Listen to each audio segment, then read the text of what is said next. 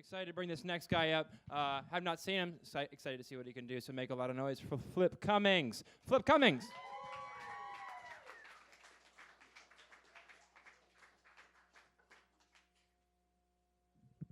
Thank you very much. Brian reminded me just before I came out here, he said, now you got 5 minutes.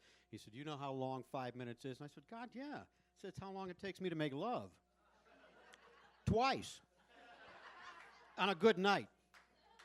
Hey, I tried to get cleaned up for everybody this evening. Is this approved? Huh? You like that? Thank God. I've got to be in front of a judge first thing in the morning. Yeah, except now I'm the lawyer, and that is so cool. I had a really great week in court last week. I had a woman who was charged with 5 felony counts ranging from shoplifting to criminal trespass to drugs. And on the eve of the trial, I got all the charges dismissed. Thank you. The fact that she died's not really relevant. I won. I remember the first time I took a woman in front of a judge to plead. It was a very minor offense. But nonetheless, you have to work with people because sometimes they haven't been in front of a judge before, and there's a lot of procedure to go through. So I explained to her how she was going to be sworn in, and the judge was going to ask her questions, and she'd have to answer them honestly and whatnot. So we got in front of the judge, and we got her all sworn in. The judge looked down at her and said, "Good morning, ma'am." And she looked up at the judge and said, "Good morning, Your Honor." He said, "Ma'am, could you tell me how far you went in school?" And she turned to me and looked and said, "I got to answer this?" And I said, "Well, of course you do. You swore you were going to tell the truth. Now answer the judge." She said, "Would you repeat the question?" He said, "Ma'am, how far did you go in school?" And she said, "All the way." You know, I got started actually working in front of large groups of people, and so I could do this and work in court and whatnot. When I was going to law school, I worked for the Department of Corrections, where I was a guard and a counselor. My first assignment, I was morale officer on death row. Tough crowd, tough crowd. What the hell are you going to say? I'll see you next week? But I remember one afternoon we had a new guy come on to death row, and it was his first time there. So I'm explaining the procedures to him, and he hears people yelling out numbers, and then this uproarious laughter. He said, "What's going on here?" I said, "Well," "there's a lot of tension on death row. You know, guy's going to die." And I said, "So they like to tell jokes just to keep things loose. But they've heard all the jokes, and so they've numbered them, and they just call out the numbers and remember the punchline. And then they all laugh." He said, "You're serious?" I said, "I'm serious. Try it." He said, 5.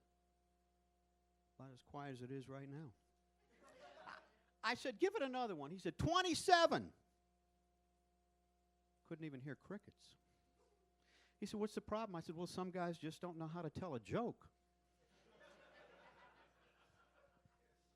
You know, I thought when I got into the practice, in fact, well, I'll tell you what, after that they sent me to a women's prison to work.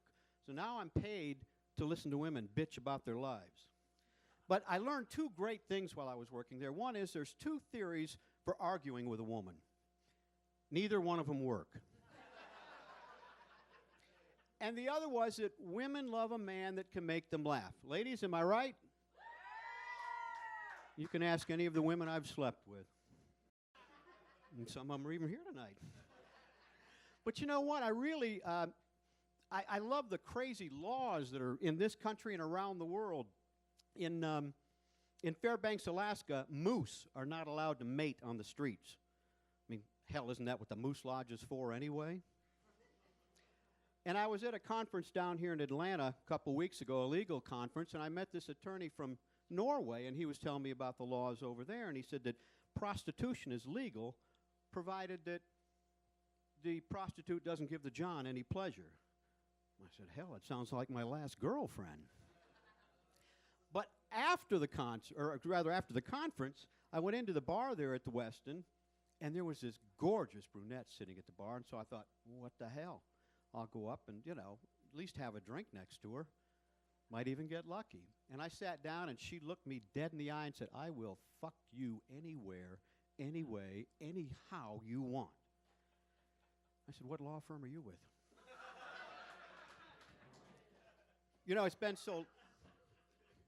Come on up. It's actually been so long that I've even been out with a woman that I'm going to need a GPS to find my way around because they might have moved some of that shit. And, you know, being a man, I'm not going to stop and ask for directions. We're just not going to do it. Which reminds me of another crazy law. In Virginia, you're not allowed to tickle a woman. And I guess that means you can't even tickle her fancy. If you know where that is, which is why I need the GPS. If you can just imagine a GPS for lovemaking. Erogenous zone at your next right. The other right. Faster. Slower. Go home. Hey, I'm Flip Cummings, and thanks for making love.